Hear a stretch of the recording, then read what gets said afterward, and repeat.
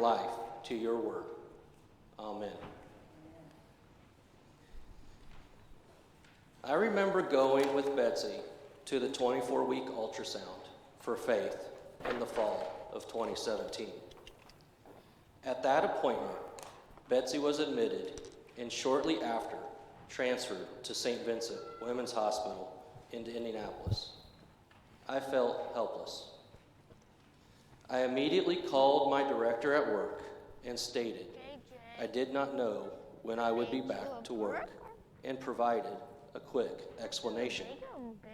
I distinctly recall the voice on the other end responding, "No need for an explanation. Take care of your family and let us know what we can do to help."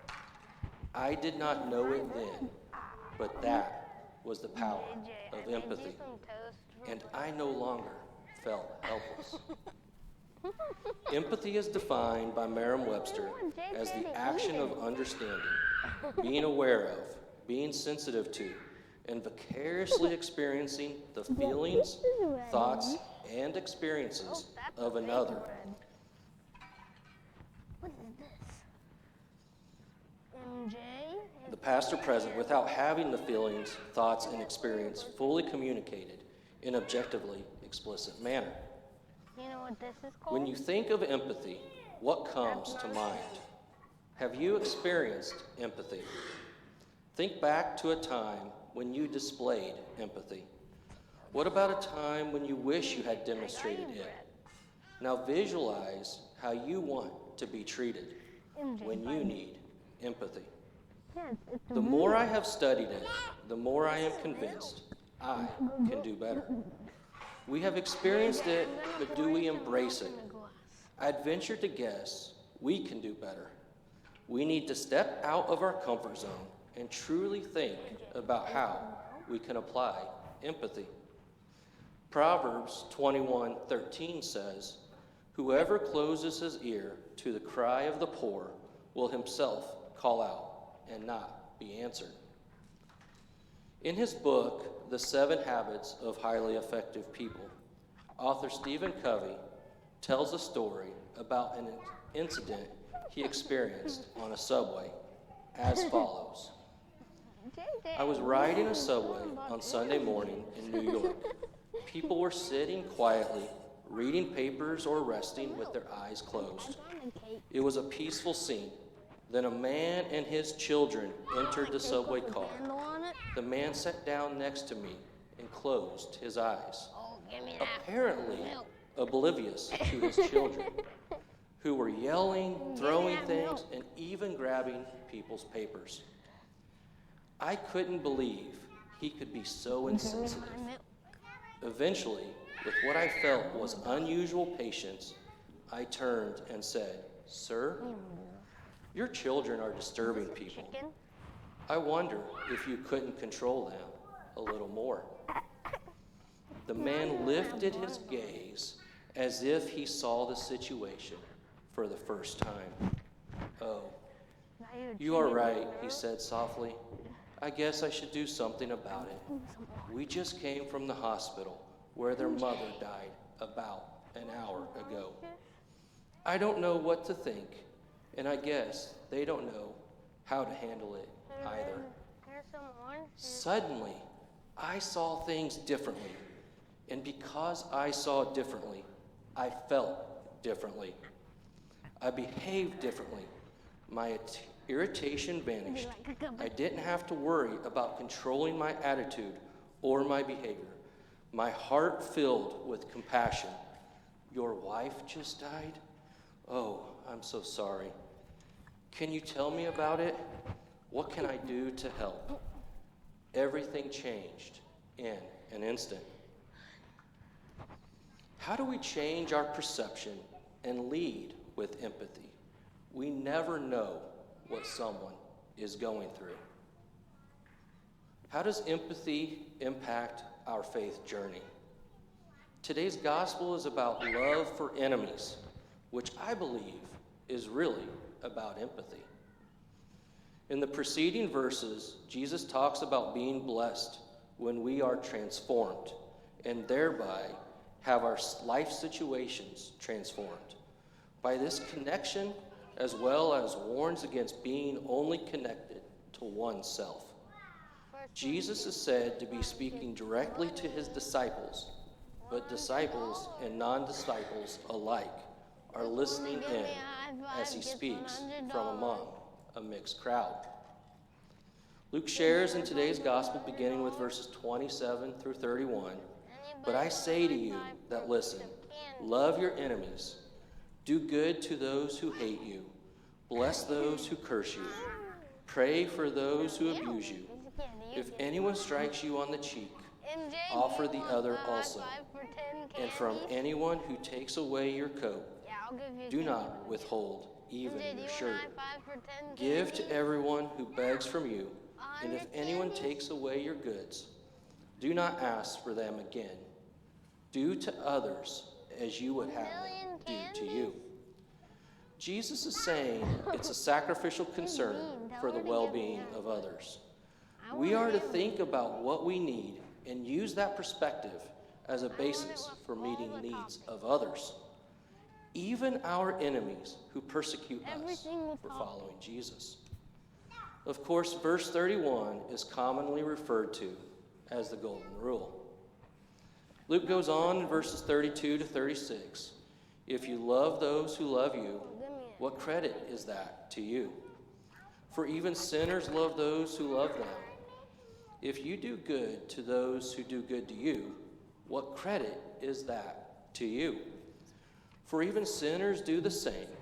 If you lend to those from whom you hope to receive, what credit is that to you? Even sinners lend to sinners to receive as much again. But love your enemies, do good and lend, expecting nothing in return. Your reward will be great, and you will be children of the Most High. For he is kind to the ungrateful and the wicked. Be merciful, just as your Father is merciful." Here Jesus is saying, if we only love those who love us, we can assume they will reciprocate. It is normal and human to help others knowing they will help us in return. If we love our enemies, however, God will benefit us. He will restore whatever harm we come to because of the persecution we receive. He concludes today's gospel with verses 37 and 38.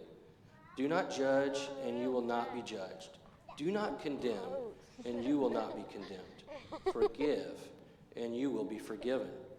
Give, and it will be given to you. A good measure, pressed down, shaken together, running over, will be put into your lap. For the measure you give will be the measure you get back." Loving our enemies and showing them mercy requires that we not prejudge and condemn people, as the Pharisees did the tax collectors and sinners. Instead, we should be prepared to forgive them. Empathy cannot be portrayed without living by the Golden Rule. But I think it goes deeper. Living life with grace is part of the equation. Banana split. Pastor, speaker, and best-selling author Max Lucado states in his book, "Grace, More Than We Deserve, Greater Than We Imagine," the following: "Grace is the voice that calls us to change and then enables us to yield to its transforming power. Grace matters because Jesus matters, and it works because he does. Grace demands we give it to ourselves, but also share it with others." Ephesians 2:8 says, "For by grace you have been saved through faith, and this is not your own doing. It is the gift of God."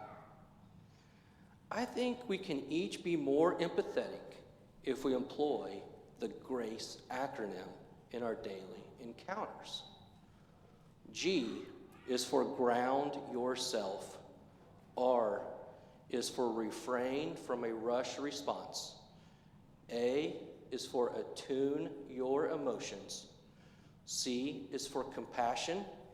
And E is for engage. So ground yourself.